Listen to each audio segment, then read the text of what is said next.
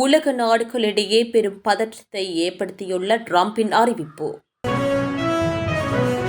Greenland தீவை வாங்கும் தனது திட்டத்தில் எவ்வித மாற்றமும் இல்லை என அமெரிக்க ஜனாதிபதி டொனால்ட் ட்ரம்ப் மீண்டும் உறுதிபட தெரிவித்துள்ளார். இது உலக நாடுகளிடையே பெரும் பதற்றத்தை ஏற்படுத்தியுள்ளது. வெள்ளை மாளிகையில் உரையாற்றவுள்ள ஜனாதிபதி ட்ரம்ப் கிரீன்லாந்து தீவை அமெரிக்கா வசப்படுத்துவது தேசிய மற்றும் உலக பாதுகாப்புக்கு மிக அவசியம் என்று கூறியுள்ளார்.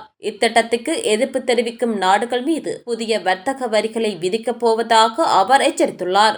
இதிலிருந்து பின்வாங்கும் பேச்சுக்கே இடமில்லை என்றும் அவர் குறிப்பிட்டுள்ளார். இதேவேளை சுவிட்சர்லாந்தின் டாவோஸ் நகரில் நடைபெறும் உலக பொருளாதார மன்றத்தில் உரையாற்றிய பிரான்ஸ் ஜனாதிபதி இமானுவேல் மெக்ரோன் அமெரிக்காவின் இந்த நடவடிக்கையை வன்மையாக கண்டித்துள்ளார். விதிமுறைகள் அற்ற உலகை நோக்கி நாம் நகர்கிறோம் என்று எச்சரித்த அவர் அமெரிக்காவின் வர்த்தக வரி விதிப்புகள் முற்றிலும் ஏற்றுக்கொள்ள முடியாதவை என தெரிவித்துள்ளார். அமெரிக்காவுடனான மோதல் முற்றியுள்ள நிலையில் அமெரிக்காவுடன் மேற்கொள்ளப்படவிருந்த வர்த்தக ஒப்பந்தத்திற்கான அனுமதியை நிறுத்தி வைக்க ஐரோப்பிய ஒன்றிய நாடாளுமன்றம் முடிவு செய்துள்ளது. இந்த நிலையில் கிரீன்லாந்து விவகாரத்தில் அமெரிக்காவின் மிரட்டலுக்கு பணியப் போவதில்லை என ஐரோப்பிய தலைவர்கள் கூறியுள்ளனர். கிரீன்லாந்தில் அமெரிக்க தேசிய கொடியை ஏந்தி நிற்பது போல் தனது AI படத்தை தனது சமூக வலைத்தளத்தில் ட்ரூத் சோசியல் தளத்தில் அமெரிக்க ஜனாதிபதி ட்ரம்ப் பகிர்ந்துள்ளார்.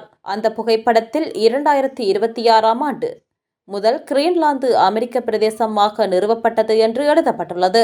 ஆர்டிக் பகுதியில் உள்ள உலகின் மிகப்பெரிய தீவான கிரீன்லாந்து டென்மார்க் நாட்டின் தன்னாட்சி பிராந்தியமாக உள்ளது.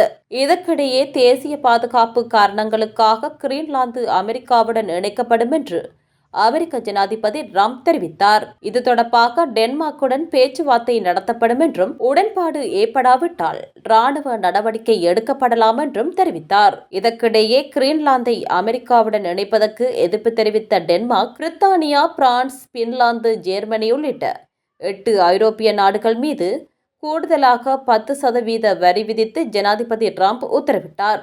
இந்நிலையில் கிரீன்லாந்தை ஒப்படைக்காவிட்டால் ஐரோப்பிய நாடுகள் மீது அமெரிக்கா புதிய வரிகளை விதிக்கும் என்றும் இதில் 100% உறுதியாக உள்ளதாகவும் ஜனாதிபதி ட்ரம்ப் மீண்டும் மிரட்டல் வைத்துள்ளார். ராணுவ படையெடுப்பு மூலம் கிரீன்லாந்தை அமெரிக்கா கைப்பற்றுமா என்ற கேள்விக்கு நோ கமெண்ட்ஸ் என ஜனாதிபதி ட்ரம்ப் பதிலளித்தார்.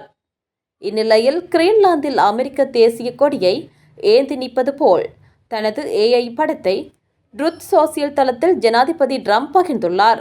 அப்புகைப்படத்தில் 2026ஆம் ஆண்டு முதல் கிரீன்லாந்து அமெரிக்க பிரதேசமாக நிறுவப்பட்டது என்று எழுதப்பட்டுள்ளது.